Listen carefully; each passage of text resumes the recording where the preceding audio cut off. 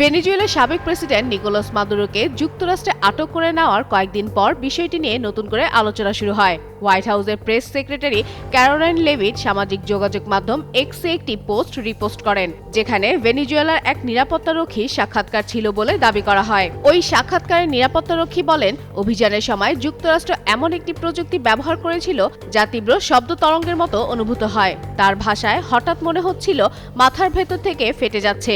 সবার নাক দিয়ে রক্ত পড়তে শুরু করে, কেউ কেউ রক্ত বমি করে এবং অনেকেই অচেতন হয়ে মাটিতে লুটিয়ে পড়ে।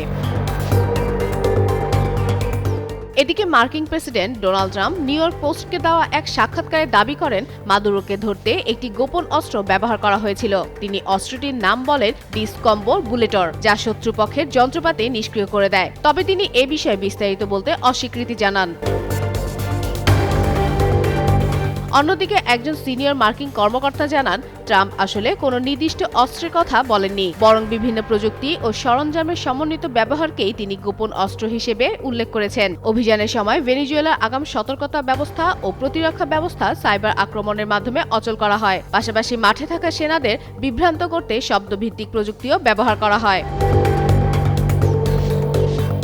যুক্তরাষ্ট্রের সেনাবাহিনীর কাছে অ্যাক্টিভ ডিনায়াল সিস্টেম এডিএস নামে একটি অপ্রাণঘাতী তাপ বিকিরণ অস্ত্র রয়েছে, যা ত্বকে তীব্র গরম অনুভূতি সৃষ্টি করে মানুষকে সরে যেতে বাধ্য করে। তবে মাদুরোকে আটক করার সময় এই অস্ত্র ব্যবহার করা হয়েছিল কিনা তা নিশ্চিত নয়।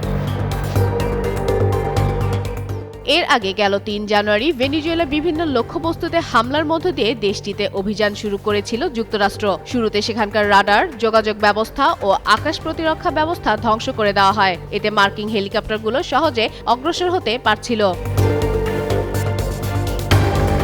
ফাতেমা ফাতেহ জান, যুগান্তর নিউজ।